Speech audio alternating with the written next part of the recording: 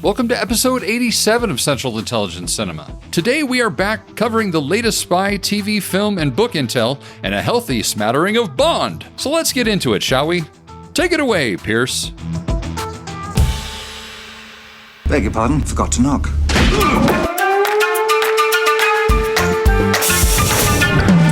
Welcome to the CIC, initiating security clearance. My name is Napoleon Solo. Bond. James Bond. Natasha Romanoff. Ethan Hunt. Felix Leiter. Elsa Faust. Identity confirmed. Now, pay attention, 007. Welcome to Central Intelligence Cinema, a podcast dedicated to spy movies and secret agent pop culture. Your mission, should you decide to accept it. You expect me to talk? I'm in the middle of an interrogation. This moron is giving me everything. Yeah, baby! Special agent, you're not having a very special day, are you? But remember, nothing ever goes according to plan. Paul, what do you think you're doing? Keeping the British hand up, sir. The state will self-destruct in 5 seconds. Recording from a location that is, as always, undisclosed. It's a Central Intelligence Cinema podcast. I'm Jason Greenberg, and with me, as always, is Ben Esslinger. Thank you, Jason. And welcome back to the CIC, the spy movie podcast that takes a licking and keeps on ticking. How's it going, Jason? It's going. It's going. Yeah, same here. We've been gone a little while. I unfortunately have been I was forced on some downtime due to a rather nasty head injury. But thankfully, Dr. Molly Warmflash has been given great care to my head. And now I've been given clearance for silly spy shit once more. Woo! Woohoo! So we're back with another wee intel, just a little one, just a little one, and a moose bouche, if you will, a little taster, A little starter. Yes. Before the entree course. Indeed, just a little aperitif, if you will. An aperitif, yes. That way, when the full review comes in, you're ready for it. You're prepped. You're excited. What we're trying to say is that it's wafer thin. Wafer thin. It is wafer thin. That's what it is. All right, well, should we get into some intel? Yeah, let's do it. Looking for a news story? Impress me. Transmitting CIC Intel dossier. They'll print anything these days. Okay, intel. So the first thing up, we've got some kind of a late-ish breaking spy TV intel that just happened just a few days ago, really. Just found out that we've got the premiere dates for season 2 of The Night Manager. After a 9-year hiatus, The Night Manager is coming back in January, which is kind of exciting because, or at least I really like. That was a great show. Yeah, absolutely. The trailer for the new season was just released about a week or so. Tom Hiddleston is back in the role of MI6 informant Jonathan Pine, as is Olivia Colman as MI6 intelligence officer Angela Burr. While there is no sequel to the original novel, Le Carre's work sort of serves as inspiration rather than the basis for the series' second season, which picks up in present day, or not quite present day, 8 years after the events of season 1. It was filmed in the UK, Spain, Colombia, and France. France! And directed by Yorgi Banks Davies. I guess he's now... Yeah, Pine is now living under an alias known as Alex Goodwin. He is basically a low-level MI6 officer running a quiet surveillance unit in London. But a chance encounter with an old Roper, the villain from season 1, played by Hugh Laurie, one of his old mercenaries, thrusts Pine into a high-intensity new mission involving Colombian businessman Teddy Dos Santos, which, interestingly enough, Dos Santos, there's a great taco joint called Dos Santos. But you know what it means in Spanish, right? Two guns? Two saints. Two saints. So it's Teddy Two Saints, It's Teddy Two Saints. Teddy Two Saints. Hey, Teddy Two Saints. So Pine meets Roxana Bolaños, who is played by Camila Morón, who is a businesswoman who reluctantly helps Pine permeate Teddy's Colombian arms outfit. So, yeah. Sounds pretty good. The trailer is really saucy. Holy cow. Like, it kind of gives off some Challengers vibes. Like this Roxana Bolaños kind of likes her men in twos kind of vibe. But it looks interesting. It looks saucy. And if you want to find out more about season 2, there's a big Vanity Fair article actually with a bunch of pictures in it and all sorts of stuff. I'll put a link for it in the show description. So you can check that out if you're interested in more. Moving into movie intel, we've got a couple interesting things coming down the pipeline here. The big one here, multiple Hollywood news outlets are now reporting that a spy thriller starring Angelina Jolie and directed by Doug Liman called The Initiative is being bought by Universal and potentially fast-tracked for an early 2026 production start. In addition, they brought in writer F. Scott Fraser, who I looked him up. There's 2 F. Scott Frasers. So I don't know which one it is. I assume it's the one that did XXX Return of Xander Cage. I don't know. If that's the one, then I'm not sure why they're flexing on the fact that he's coming back to write it. But I don't know. Although that being said, I never saw XXX, so I don't know. I don't know his repertoire. You didn't miss anything. But it makes sense. I mean, this is kind of a spy righty guy, right? So if you're going for an Angelina Jolie potential, Laura Crofty action, punchy, shooty thriller, he's probably a guy who could write it. I suppose so. According to the article in Hollywood Reporter, The Initiative is described as a training day set in the world of spycraft. The story would see Jolie playing a rogue master spy named Bright, who works outside the lines, because sometimes you need someone bad to bring down people who are even worse. Okay. Which all the movies have taught us. Okay. When a new agent, Charlie, joins Bright's team, he soon finds himself in situations where he isn't sure whether his new boss is trying to kill him or simply is willing to do whatever is necessary to protect the free world. So that's... Do you think we're going to get a scene with Angelina Jolie pounding on her chest going, King Kong ain't got nothing on me? I'd love to see it. I would watch that. Maybe she'll bend some bullets or something like that. Who knows? Who knows? We'll see. But it is encouraging to have Doug Liman attached to it, and the fact that it sounds like the fact that they are in fact trying to fast track it could. Although the thing is, trying to fast track a Doug Liman movie, as we've seen, firsthand with the Bourne Identity, that doesn't always work. But we'll see. Yeah. But, it's got a great premise, a great casting, and we'll see how it goes. That's all we can do. That's all we can do. But now, Jason. Yes. There is a movie that is in production that, despite not even being done filming, is screaming for a CIC review. The moment I found out about this, I immediately started messaging you. I was so giddy.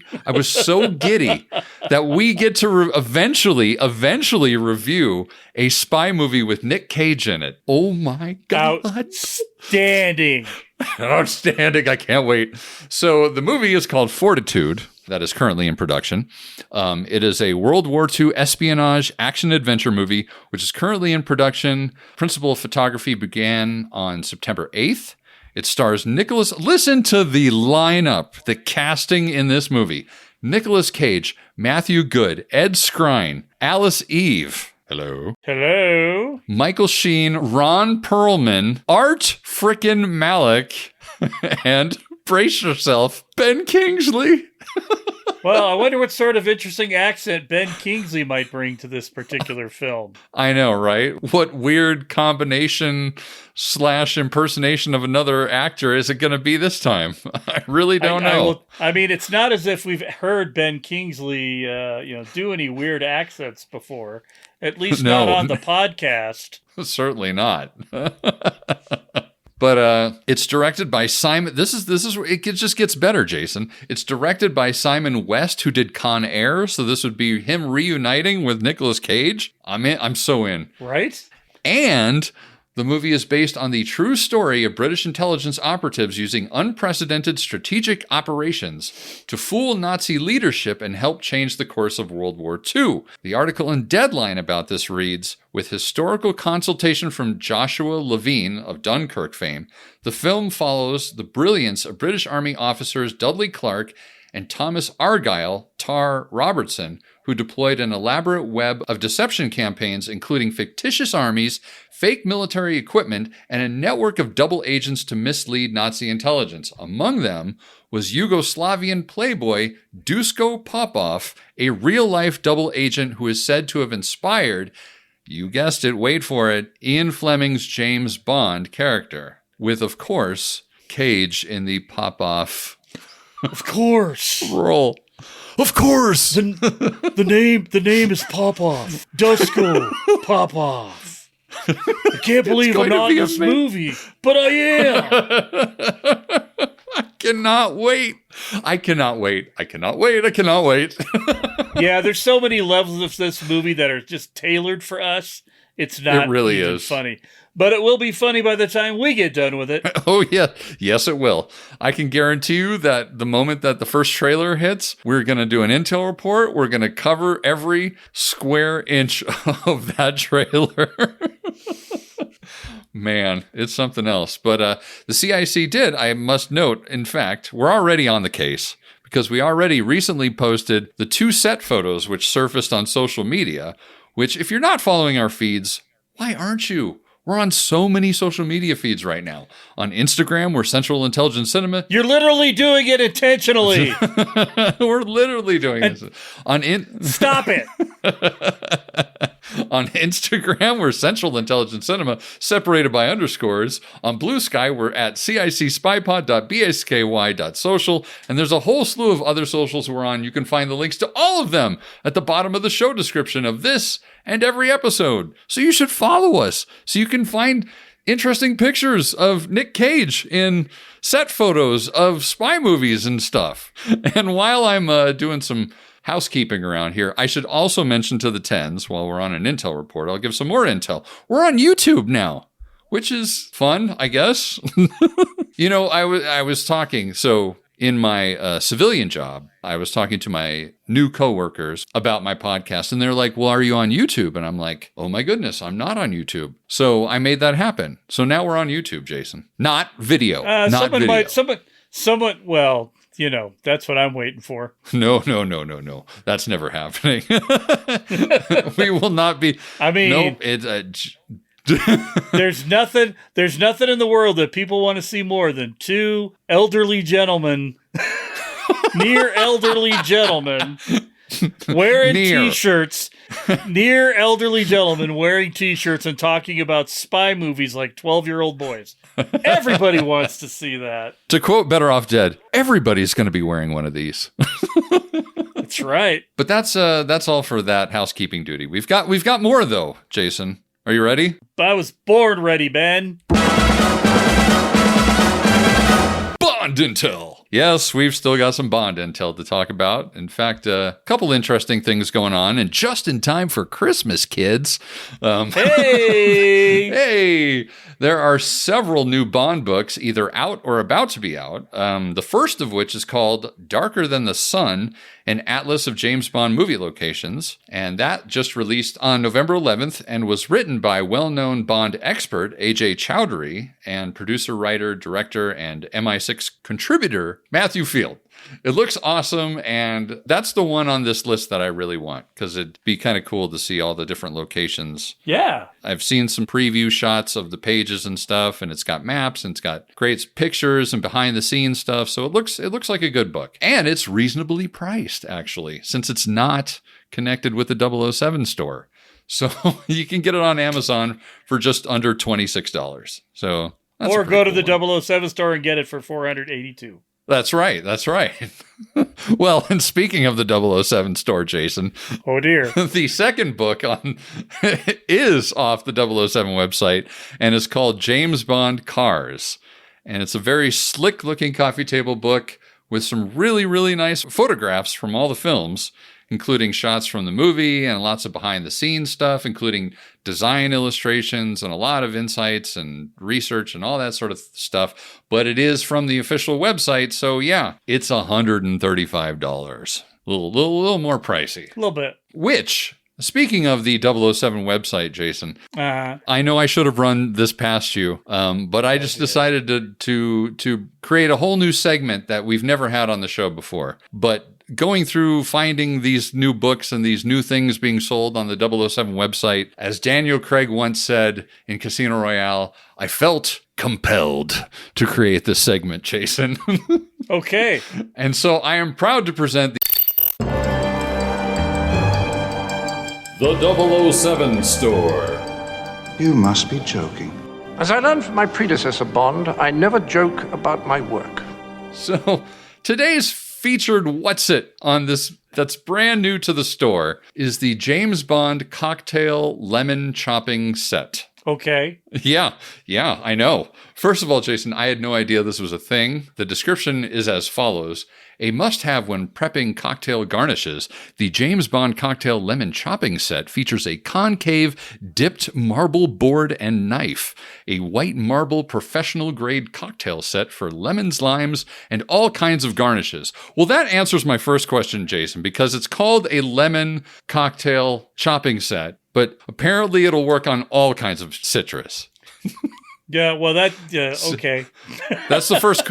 That answers the only. This is the only question that's answered in this description. The description continues, however. It says the board has rounded edges and a discrete 007 engraving in one corner with a dipped section to hold rounded fruits. The chopper has a marble handle and stainless steel blade, presented in black tissue paper in an embossed 007 black gift box. Hand washable. Hand washable, Jason. Thank God it's hand washable. Why would you want to put it in the dishwasher? Why? Why would you want that? You want it as fragile as possible. Please. Absolutely. First of all, why do you need this apart from just a normal cutting board and knife? I don't know. My very favorite celebrity chef, Alton Brown, would call this a unitasker. And he absolutely hates unitaskers. Even if it does cut more than just lemons, I'm pretty sure that's... you could assume that from the description. It's going to cut anything that's citrusy. But... oh my God. Yeah, well, here's the other thing about this. This is one of these things, and I'm actually going to steal, I can't believe I'm saying this, but I'm going to steal a page out of David Zaritsky's book when it comes to reviewing Bond things from the 007 store. But like, this has no connection with any fucking movie that the 007 brand has ever put out. Never once have I seen a James Bond cocktail lemon chopping set, or whatever it's called. I've never once seen anything specific to that. Ever. Now, I will be, to be fair, okay? Yes. I have never seen in a Star Wars movie a lightsaber that grinds salt and pepper on something, and yet I have two of those in my kitchen. Nor have I ever seen R2-D2 unfold himself into a measuring cup set. However, I have something that does that in my kitchen as well. So, okay, that's fair. I mean, that's fair. There is brand marketing. However, nobody was charging me $66 for a pair of tchotchke salt shakers or an R2-D2 that dismembers himself into measuring cups. This is true. I kind of want to look up the price of that egg cup that they were selling a while back too. I want to find out how much they marked up an egg cup, which I haven't. I haven't even seen an egg cup in real life since I was like 3 years old. Yeah, I don't think I've ever seen one. So that concludes this installment of the 007 store. You must be joking. That's one for the books. So something you can get elsewhere on the internets, and of course at a much better price, is through Lala Records. Those guys that have released a lot of great records from different movies and different movie franchises, they are releasing a newly remastered and expanded limited edition vinyl LP reissue of John Barry's original score to Moonraker. Sweet. Yeah, which I might actually put that on my Christmas list. That sounds like a great one. It's a 2-record set, and it comes in either traditional black vinyl or, Jason, a limited Operation Orchid. That's what they're calling it. Operation Orchid variant color vinyl, which I'm sure that alludes to that poison that's in the lab and the thing. And anyway, yeah, you know what I mean. Anyway, it's basically like a kind of vibrant purple with blots of red and orange. It's neat. It's different. Yeah, it's limited to 700 copies. Okay. So that's fun. That's something that recently came out. Also, just in time for Christmas, is the once digital-only tale of Felix Leiter, The Hook in the Eye, which has now been released as a paperback version. This one is written by Raymond Benson, usual continuation author for 007, and is the story we talked about previously where Felix has lost his job with the CIA and ends up working for the Pinkerton Detective Agency. And while working in a surveillance job, Felix stumbles upon a murder and a cabal of spies embedded in Manhattan. An adventure ensues. So, of course it does. So that's out on Paperbook now. One other bit of Bond intel, which is kind of interesting, which, I mean, it feels like, you know, when somebody wins the grand prize and it's really awesome, and then the prize under the grand prize is really just kind of, The gift certificate? Yeah, that's kind of what this next bit of Bond intel feels like. So Lana Del Rey, although I mean there are some big time video game heads out there, maybe they won't see it this way. But Lana Del Rey may have finally landed herself a Bond theme song. Recently, IO Interactive, the company behind the upcoming video game 007 First Light, confirmed that an artist would perform a title song in the game that was in line with the film franchise. And then also there was an article by those clever guys over at MI6HQ. They took note of a song registration, some sort of official registry of songs. I didn't know that was a thing, but apparently that's a thing. But the song is called First Light, and it's by Elizabeth Grant, which is Lana Del Rey's legal name. So, yeah, makes you raise an eyebrow, especially considering the fact that Lana Del Rey submitted her song 24 for the movie Spectre in the past. They ended up not using it. Instead, they used Sam Smith's terrible song, but that's a story for a different day.